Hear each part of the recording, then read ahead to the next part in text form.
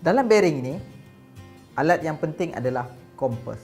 Kompas itu menunjukkan sudut, ya, arah kompas utama dan sudut kompas. Terdapat 8 arah kompas utama seperti rajah.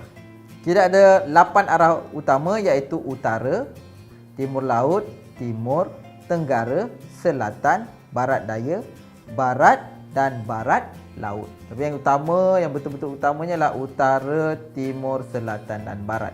Okey. Sudut antara arah itu setiap satunya bersudut 45 darjah. Itu yang asas dia.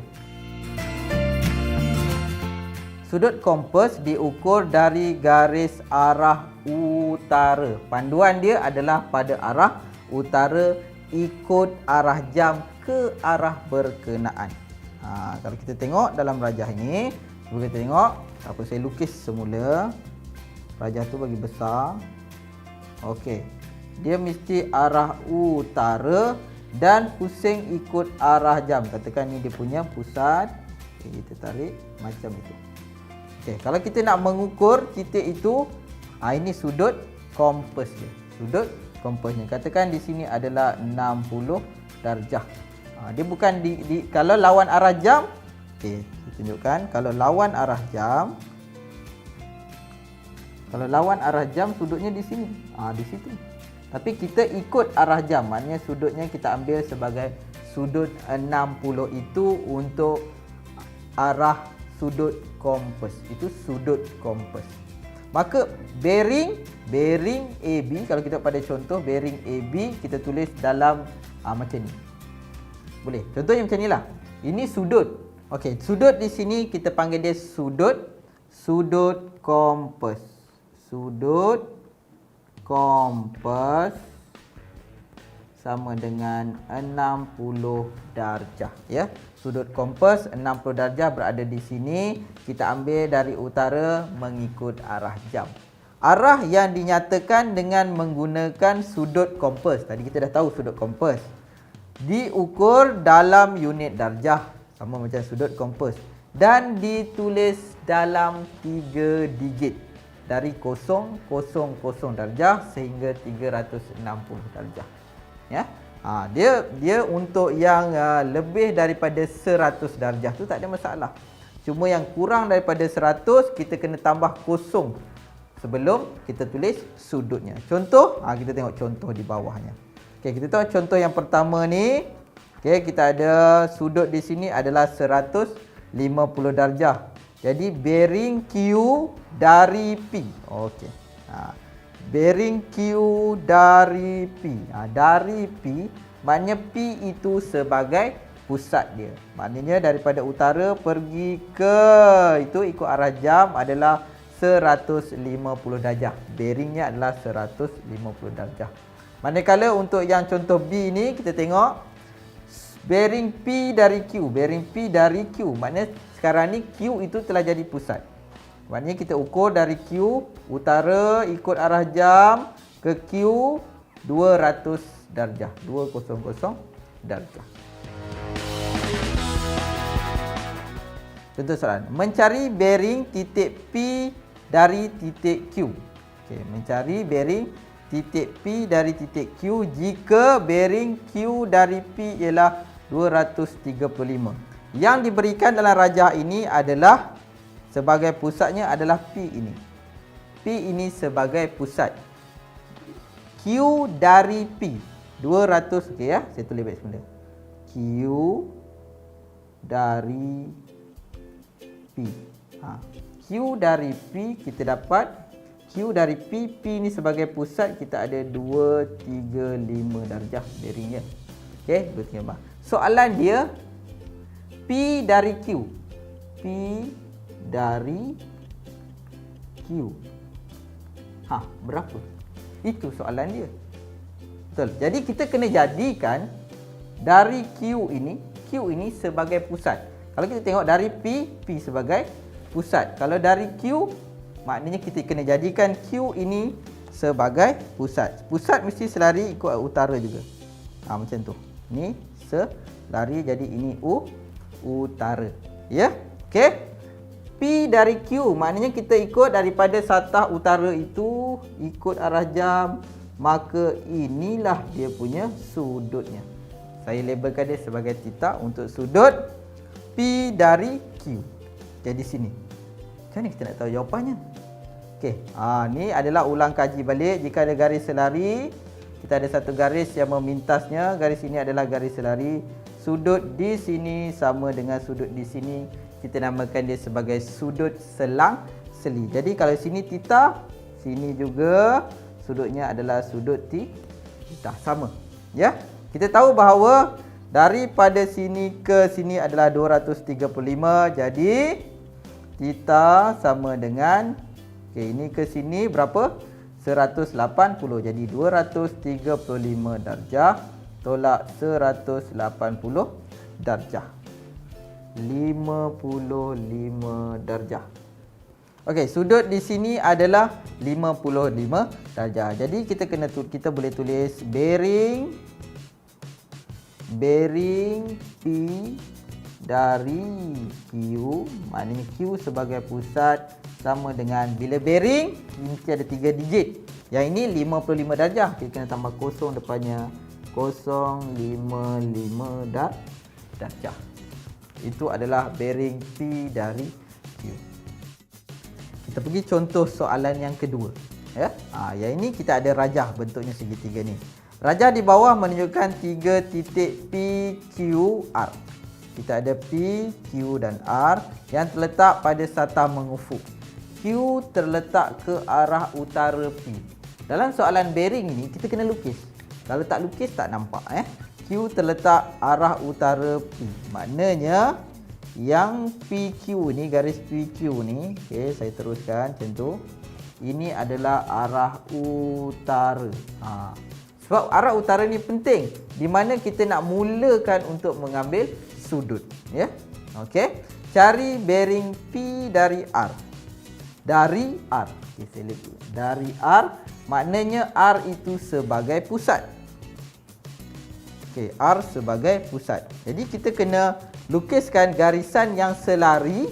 Okey, arah utara tu selari pada titik R. Kalau utara dia macam ni, kita tarik ke bawah, selari pada titik R, itu pakai pusat. Okey, selari. Ni utara juga. Baru kita nampak. Jadi soalan dia bearing P dari R, bearing P dari R, maksudnya kita kena ambil ukuran dari utara ni, nampak dari sini ke sini. Okey, bearing P dari R. Jadi beberapa asas sudut kita kena tahu. Okey, sudut di sini, kita tengok sudut di sini adalah sudut selang seli. Kita kena tahu sudut di sini sama dengan sudut di sini. Okey, untuk mencari sudut di sini, kita tahu ni adalah bentuk segi 3. Sudut di sini berapa? Okey, hasil tambah semua sudut dalam segitiga adalah 180. Jadi sudut di sini adalah 180 darjah tolak 20 darjah tolak 40 darjah. Kita akan dapat 120 darjah. Okey, di sini adalah 120 darjah sudut di situ. Jadi di sini juga adalah 120 darjah. Okey, jadi yang ini adalah garis lurus. Sini kita tahu adalah 180 darjah. Bearing, ni dah tahulah, kita campurkan je sudut tu. Jadi bearing P dari R sama juga dengan 180 darjah campur 120 darjah sama juga dengan 300 darjah. Boleh? Itulah untuk soalan atau contoh yang kedua. Kita pergi contoh soalan yang ketiga. Yang ini, untuk soalan yang ketiga ini kita tak ada rajah. Bila tak ada rajah, kita kena lukis rajah. Kita baca dulu soalan. Sebuah bot berlepas dari pelabuhan A ke pelabuhan B dengan bearing 120 dari A. Kemudian, bot itu meneruskan perjalanannya ke pelabuhan C yang berada di selatan B. Diberi sudut A, CB 22 darjah. Cari bearing pelabuhan C dari pelabuhan A. Okey, kita buat dulu satu pelan-pelan. Buat berlepas dari A ke B. Kita kena lukis dulu. Okey. Katakan kita ada macam tu. Ni utara. Ni katakan adalah titik. Ni adalah dari A. Ni adalah titik A. Okey, dia berlapas 120. 120 lebih kurang macam inilah sudutnya. Saya lakarkan saja. 120. Okey, macam tu. Okey, ke pelabuhan B. Ini titik B. Itu titik B. Sini juga kita kena buat utara selatan yang nanti tak tahu. Okey, ini titik B. Okey, pelabuhan B dengan bearing 120.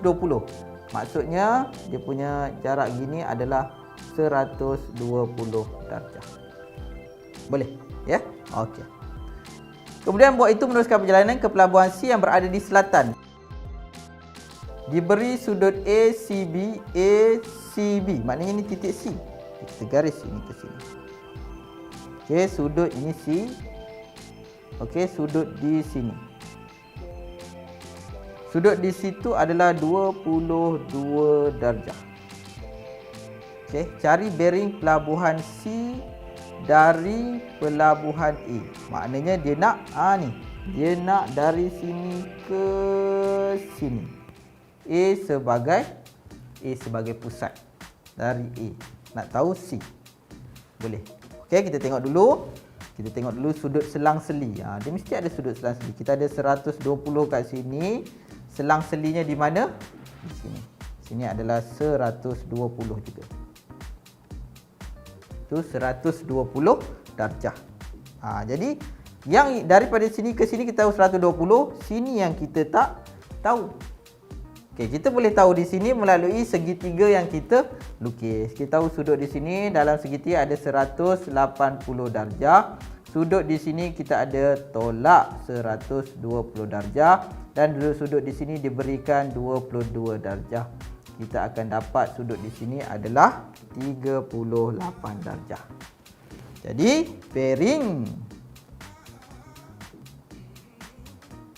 bearing pelabuhan, pelabuhan C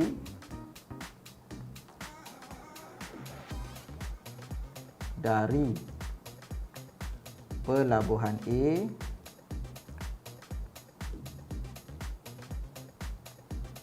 sama dengan